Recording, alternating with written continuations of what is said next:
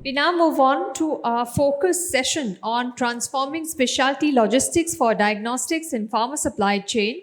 This session will focus on the critical evolution and transformation needed within specialty logistics, particularly in diagnostics and pharmaceutical supply chains, essential for safeguarding the nation's health. We'll explore the latest innovations, challenges, and best practices in specialty logistics to ensure seamless delivery of drugs, diagnostic materials, and equipment from the manufacturers to the end users.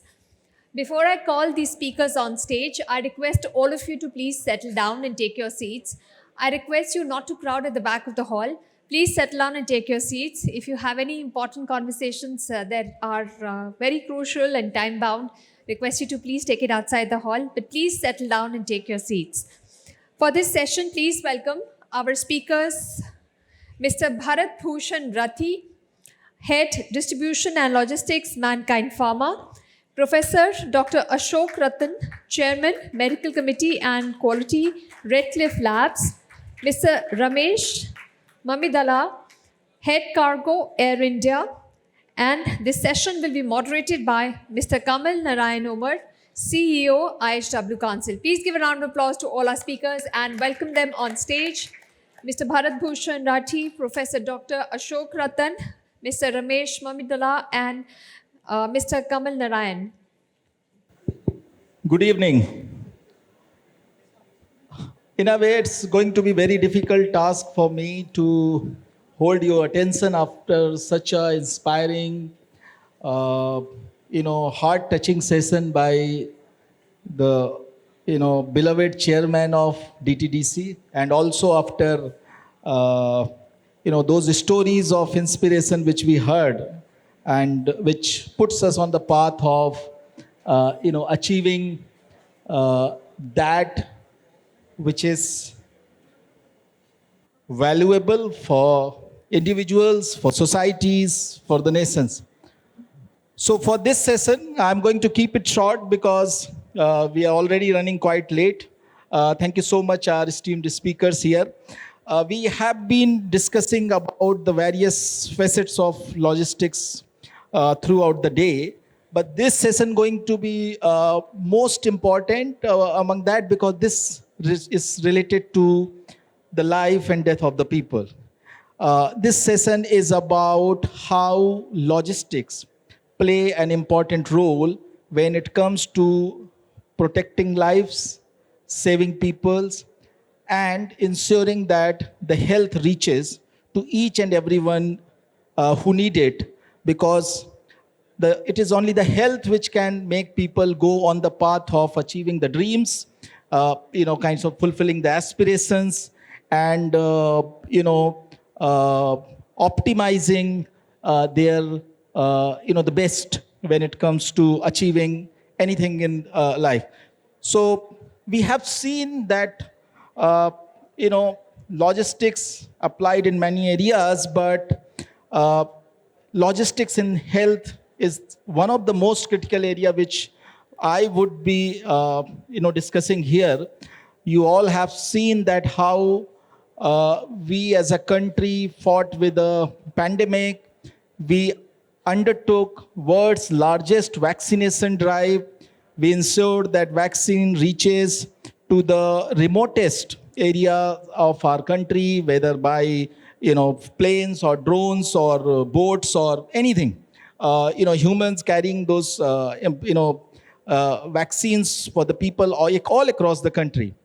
So when it comes to healthcare, logistics is also something which demands a more precision, more focus on quality, more focus on maintaining that the essence and maintaining those deliveries in a shape and in a nature that actually help people who need it at the time of disease or at a time of sickness. So let me start with Mr. Rathi. Mr. Rathi, I will limit on one question only. So we'll like to hear from you, and you can kind of build your thought accordingly. You are heading the supply chain of one of the largest pharmaceutical company and the brand in our country. You have definitely been ensuring that the medicines, the pharmaceutical products reaches to they across the length and width of our nation. What have been the specific challenges when it comes to maintaining or managing the logistics for a pharmaceutical company or a pharmaceutical product, given the sensitive nature of the product which you are delivering, the storage of that, maintaining a certain maybe temperature. Your company just bought one of the major company which is into largely into vaccinations, vaccine of multiple kind. So in that way, this is going to be a very, very specialized space, and you already is dealing with that. So what are the major challenges in that, and how mankind is leveraging its supply chain, its logistic backup, and the infrastructure, and ensuring that the product reaches in the best shape, best form to the patient and to the people. Thanks, Kamal. And I request audience if we can maintain 10-15 minutes only. We understand that we are between your drinks, and we will not bore after the energetic session of Mr. Chakravarti. What a thought, and what a personality. Uh, and Kamal has prepared a lot for this session, so please respect that. Okay. Okay. Okay. See, now coming back to what are the challenges? Challenges are too many. But yes, we have a plan. We have a plan. We have a right channel partners. We have right distribution strategies. We have right people, right team who are ensuring that products got delivered, products got within same efficacy, product will be delivered at right time, right quality, and right cost. We are the company for serving life, so our motto is serving life. In this, we are maintaining all the qualities, and specifically, it should be affordable. See, just give me a thought that we want to drive from class A to class B, point A to point B. There can be two ways. The one is the Rolls-Royce ways, and the other one is through Maruti. So it's upon what segment you are serving to people, and that's more important. If your segment is for Maruti, please don't give a Rolls-Royce solution. So we are discussing with vendor for a particular route, for a particular solution whenever we are launching a product. So they are saying that sometimes some vendors are giving me such a solution which is not at all economically viable.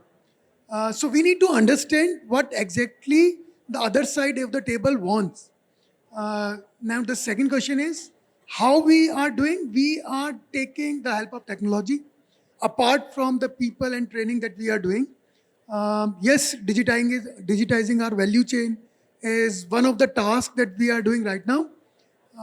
We are a way behind in terms of if we are comparing it with e-com or with the CPG companies. But yes, now we are taking it, and all the companies in the industry understand how important it is to maintain and digitize your value chain. For pharma, it's more important because we need lots and lots of records, and we are governed by authorities. When I'm saying authorities, so it's a licensed product. So complete value chain, complete channel partners got license from the local FDAs. So it's a state-run product, so it's from local FDAs only. So one thing in complete value chain is critical, that in every step, you need a designated authority who can sign a particular document to dispatch the goods. When it's a designated authority, that means it's something that who understand how we can say, how we can store the products, how we can transport the products. See, if you are saying it's completely loading unloading ही तो है, ultimately transport ही तो करना है, but at the same time it's the product which needs certain guidelines, which needs certain environmental conditions. Every pharma product, you name it, every pharma product, in India at least, or in outside countries, we have a temperature maintained label claim. So anything that it's now there is nothing called ambient. From 2017, it's in pharmacopoeia chain wherein they are specifying the temperature right now. So below 30 degrees Celsius, store in cool, dry place. It's below 25 degrees Celsius or maintain 2 to 8 degree cold chain or below sub-zero. So why it's so? Because every pharma products have an API, and API have its inherited property that it is disintegrated with time, and it's have a shelf life under certain conditions. So you need to maintain, it's your moral responsibility. Yes, because we are Indians, so there is common phenomena of breaching the cold storage and value chain, which should not be there. And now here comes the technology. So there are loggers available there where we are mapping complete supply chain within an hour, within a two. So these are the small things, steps that we have taken so that we will not be able to mistake, and we can give a quality product to our customer. Wonderful. So technology is something which is coming to help for that, and maintaining that highly regulated, both from the the state side, and also, as you said, that is also the moral responsibility of a company to ensure that the product reaches in the same kind of form which it should be. Let me go to Professor Ashok Rattan. Though he mentioned that it is not as intense as of now as quick kind of e-commerce and all, especially the pharmaceutical related delivery, though we have seen a lot of 1mg and Farm Easy also coming into that space, so it is not far from the e-commerce as well. Professor Rattan, you are representing Redcliffe, and the diagnostics market has changed dramatically over the period. Gone are the days when we used to go to a clinic or or a collection center of Lal Path or SRL to give the blood samples for any kind of diagnosis. Today is most of the people are, especially in the metro or urban settings, they are looking for the home collection, which puts a lot of kind of a logistic involvement in the whole system, and more important that it is a very sensitive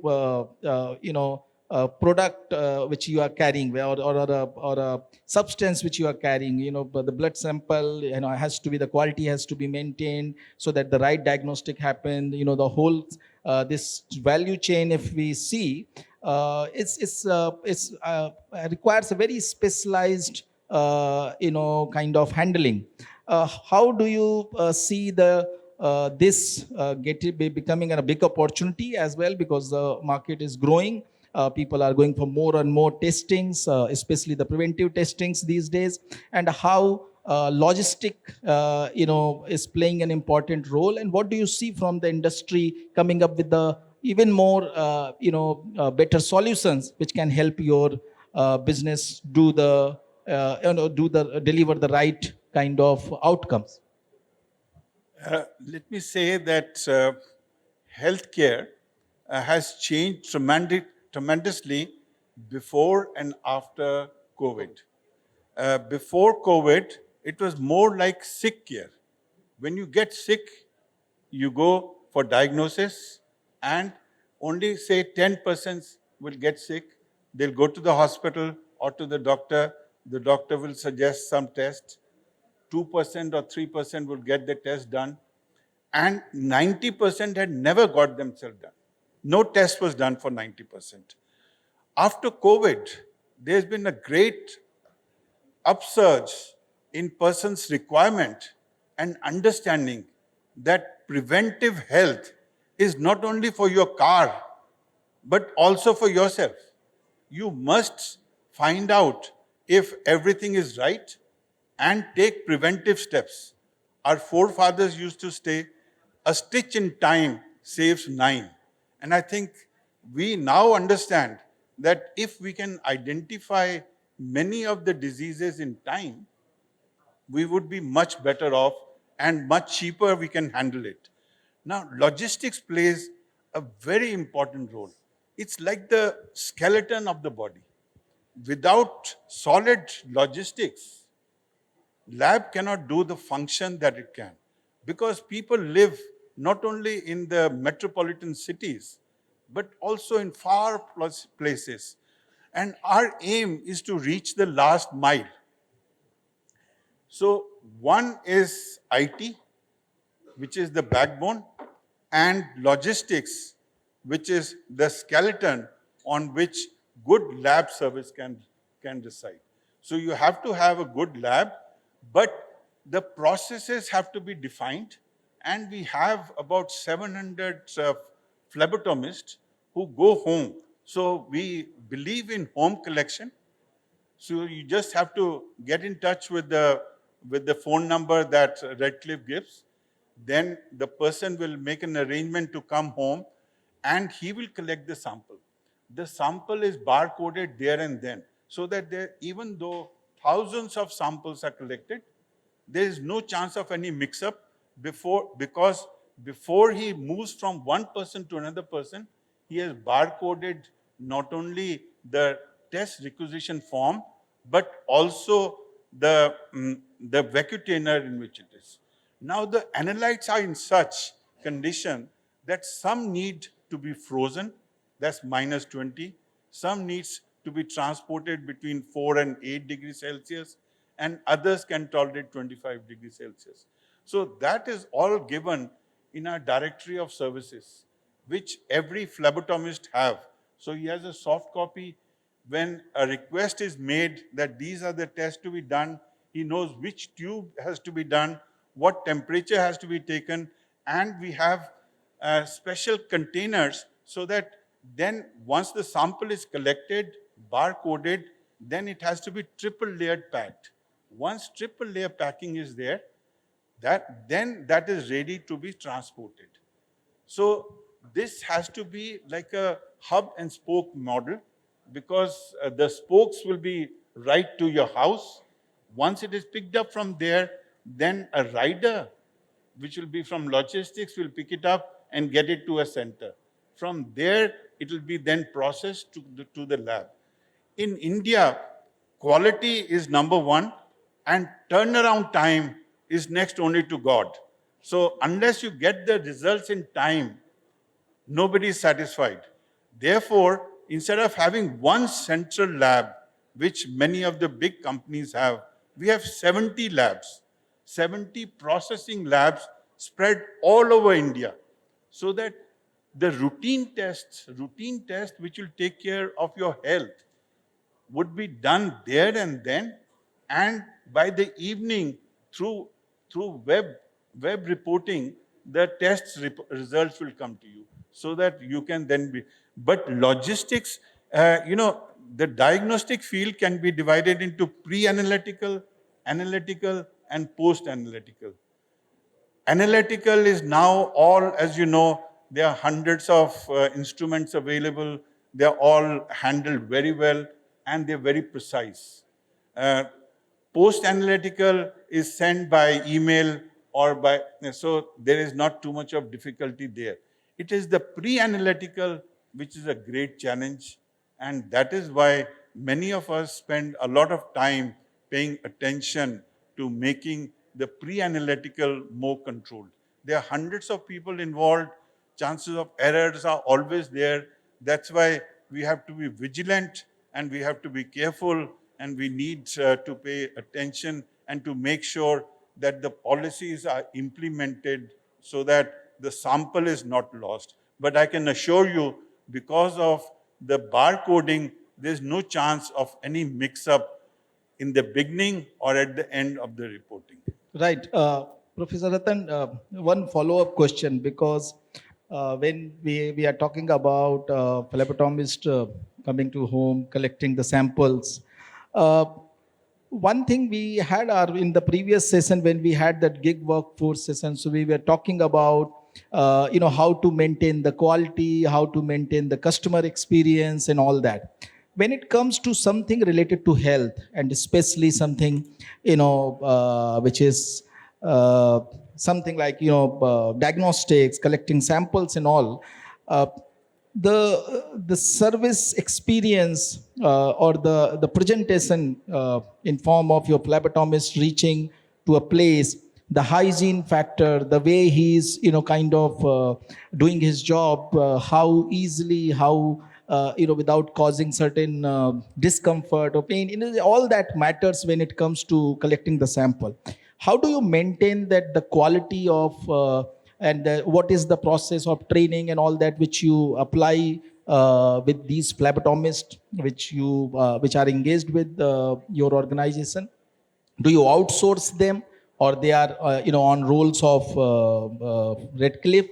And is there a model of gig workers also, gig phlebotomist as well in your space and industry? See, a phlebotomist, as I said, we have 700 phlebotomists spread all over. But this is work in progress because, again, once they are hired, they are trained. Then they are given special bags which will have containers which can transport at various temperatures, and they are trained. And of course, during the time, they are mostly qualified as DMLTs. So they have got diploma in laboratory technology, and during that time they would have used the vacuum. But once they join us, then we have an arm which can train them to do phlebotomy. Most of them were hired also during COVID, where only throat swab was required, which is not as challenging as taking out blood, and especially blood from a child. Especially blood from a child. So it's an ongoing training, and I guess it's continuous training to them and giving them feedback, because if the blood gets hemolyzed or if the sample leaks, then that sample is useless, and as a consequence, it has consequences, right? So it's a continuous process of training, and yes, we have some outsourced persons and some which are in our on the roles. Right, wonderful. Mr. Mamidala, uh, so Air India has played quite a remarkable role during the pandemic, also ensuring that a lot of that essential supply reaches to different part of the country, world, and we can also get that essential supply from different part of the world when we needed it most. Uh, what do you see in terms of the pharmaceutical cargo, or the product or produce being carried by airlines or players like Air India? What are the opportunities and challenges in that area, and what are the specific protocol which you feel that the airlines are following, which helps them ensuring that what I asked Mr. Rathi also, to ensure that the delivery of these product reaches in the shape and in the form and in the nature as it should be. Thank you. Good evening, all of you. I need to thank Prem and his team, for having invited Air India, and also me to represent Air India here. This is the first time that I'm attending Logistics Shakti conference. It's actually wonderful to be here. I see a great participation across the supply chain, representing many companies here. And for those of you that are possibly seeing me for the first time, I head the cargo business for Air India, and I'm extremely pleased to be here. Going back to the question that you asked, the pharmaceutical healthcare logistics, as we call it internally, this is a product which is very important for most of the airlines globally, the large airlines for sure, and even for us in Air India, it is very, very important. I'll tell you the reason why it is important for us. If you look at the Indian air freight market in totality, the market size is about 3.5 million tons, right, which is roughly about $6.5 to $7 billion revenue market. Out of the 3.5 million tons, roughly 1 million ton is about domestic market. even there pharma is important. And the rest is international, which is 2.5 million tons. Out of the 2.5 million tons, which obviously more yielding cargo to the airlines, and which is very important for the country for managing exports of pharmaceuticals. The pharmaceuticals today across the country is about 18%. So which is obviously close to 300,000 tons of, most of that is fortunately export cargo. So which is very, very significant market for all the airlines, and more so for us because we are a direct operator. So the protocols that you've asked, the pharmaceutical shipments obviously need to be handled with great quality, as both the gentlemen talked about. We need to follow very stringent regulatory processes and norms, which is very important. So if one chooses air cargo as the mode of transportation to take the shipments from the point of manufacturing to the consumption, it is very important that the shipments reach the destination very quickly as they can. So the direct operation which we do as an airline is very important for the shippers, agents, freight forwarders, and also the consumers at the destination. So we give that advantage. You don't need to go through global hubs, right? Well, you go from the origin to destination. There are cases where we kind of got across the shipments in 20 hours time. Very important that, we talked about COVID. So during the COVID, there were many medical supplies that were coming into the country, and we were also supplying supplies outside. Very interestingly, from the time the aircraft arrives, by the time you take the delivery of the shipment, it can take anywhere from 8 hours to 24 hours time. But during COVID, there were hundreds of instances where we, working with the airport operator, we managed to, from the aircraft to the delivery in about 15 minutes time, right? It's unimaginable. So everybody is actually working collectively together to ensure these are actually delivered very, very quickly. This is not domestic cargo, this is international imported cargo. I think, so that kind of momentum, that kind of teamwork is continuing even still, even now. So I think from the airline point of view, I've talked about the size of the industry. And if you look at the three segments that most of the Indian airlines work in, which is domestic and imports into the country and exports out of the country. And fortunately for us, pharmaceutical is important in all the segments. The percentage contribution varies from one to other. At this point in time, export pharmaceuticals are more than import. But the regulations, the processes, etc., they are important for all of us. Again, going back to the temperature zones that the colleagues on the panel talked about, again, we recognize that there are different types of shipments that we need to manage, and we need to maintain different types of temperatures as well. So we recognize 2 to 8, 15 to 25, and sub-zero. And then we have, and most of the airlines for that matter, large airlines have the solutions to make sure that the shipments that are meant to be handled in these zones are monitored that way. And we work with various vendors. There are many container manufacturing companies that we partner with, that we work with very closely. And they help us to provide the passive as well as active solutions, which kind of help us to maintain the protocols, respect the protocols, and deliver the protocols. So this segment is growing at about 15 to 20% for us, even on the air cargo, which is less than 5% of the entire export that out of the country. Very small in terms of the contribution, but it is very important for us because the volumes are actually very high from the point of view. We see it growing 15 to 20%.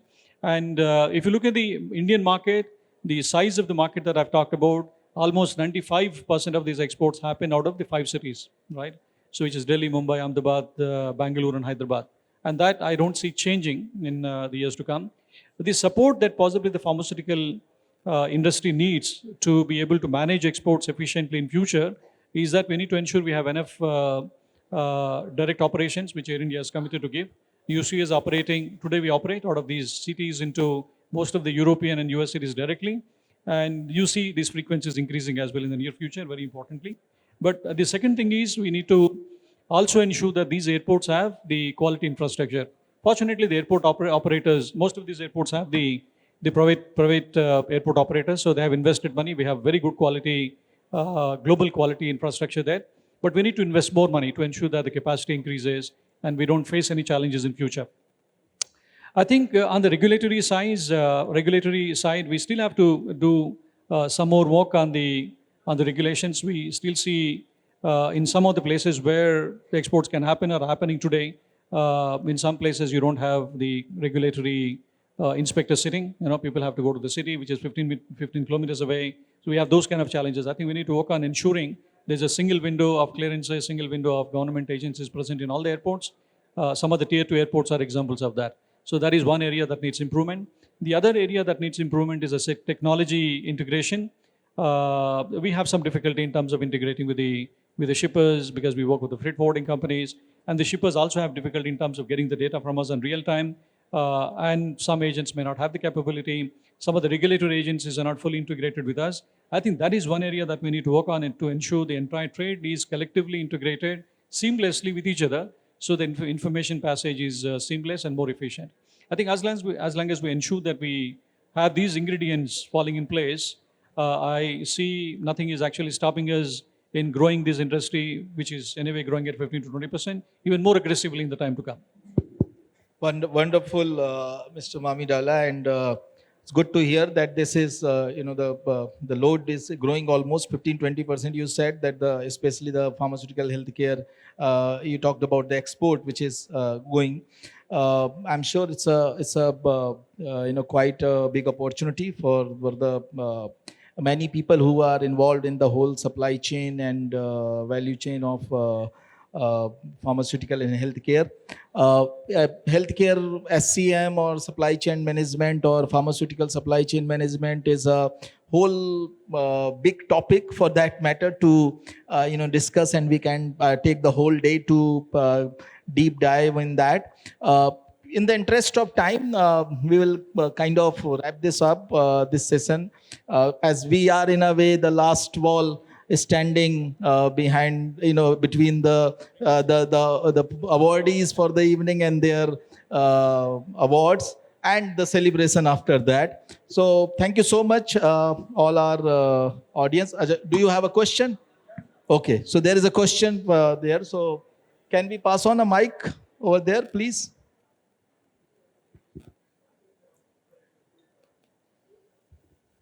I was actually trying to skip the questions, but anyways.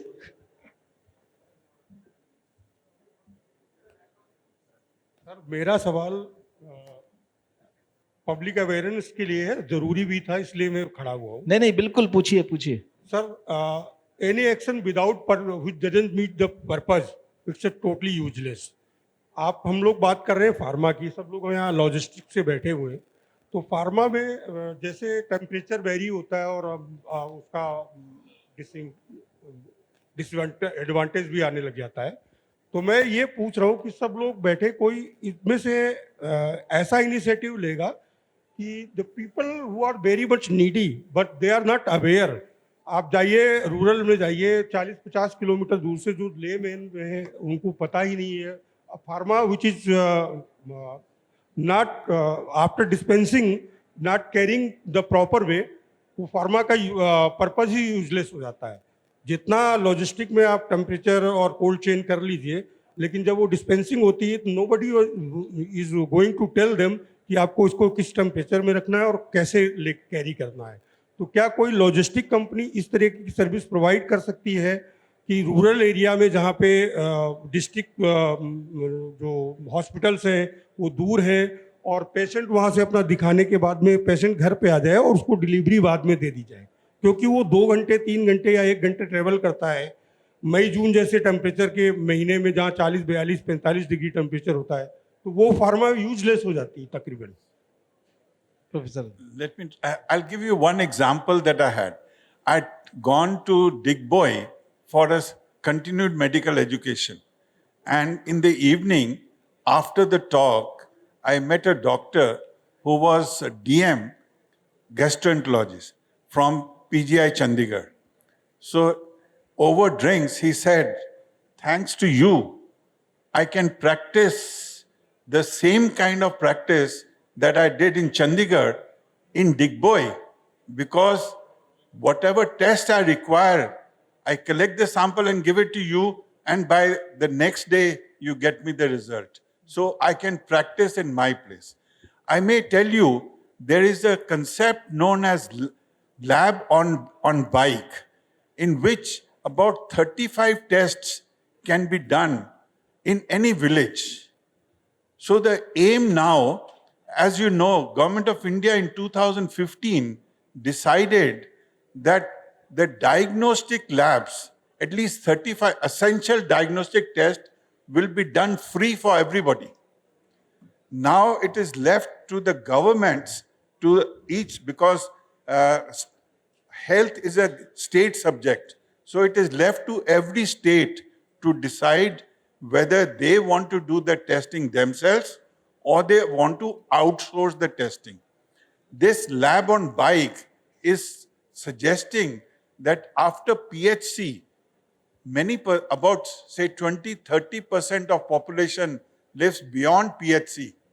In that case, for every village, there should be one lab on bike where 35 tests can be done, and then this need to be linked through telehealth so that the results can be helped, and if mankind also joins in, then the treatment can also be provided, what has been suggested by somebody in the center, so that a person can stay in Digboy or maybe in Kohima or Dimapur and still get the same kind of treatment, the same kind of diagnostics that you would have got in a bigger town.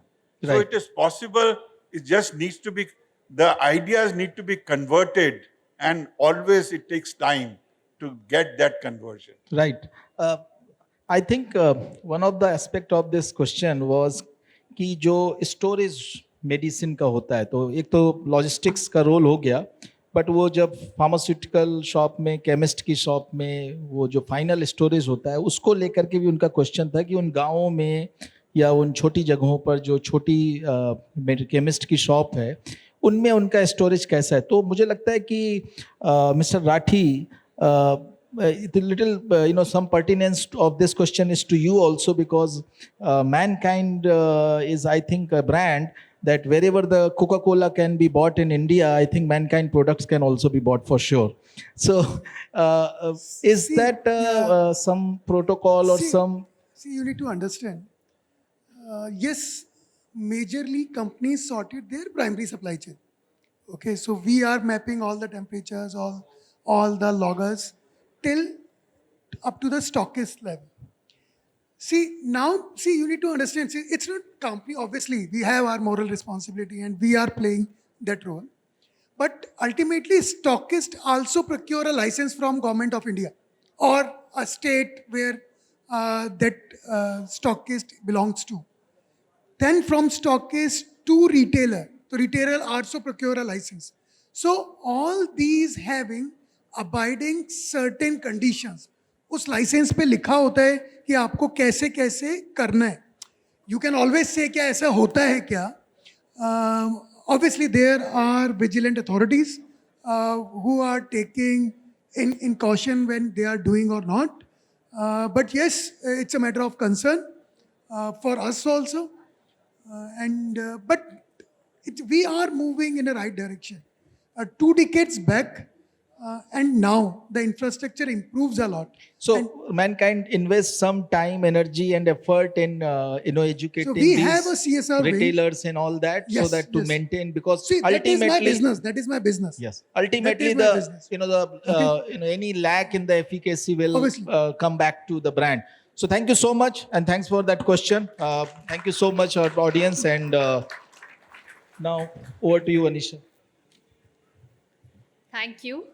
I would now request Mr. Dharmendra Singh and Mr. Paniraj Murthy to please come on stage and present our speakers with mementos and a small gift.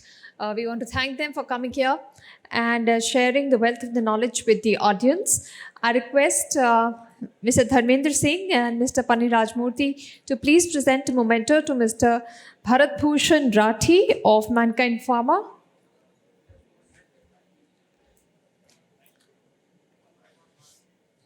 A memento for Mr. Bharat Bhushan Rathi.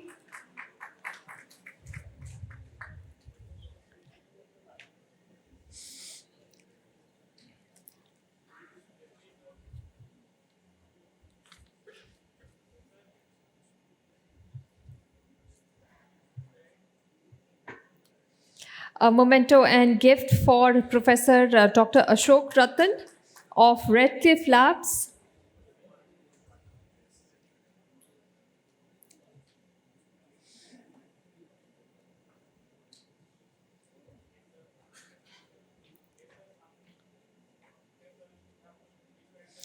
A memento and gift for Mr. Ramesh Mamidala, Head Cargo, Air India.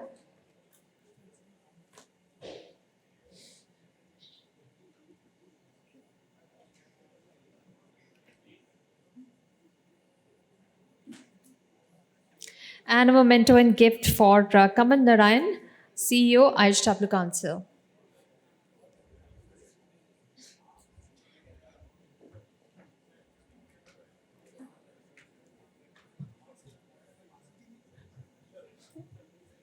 Right, request all of you to please gather for a group photograph.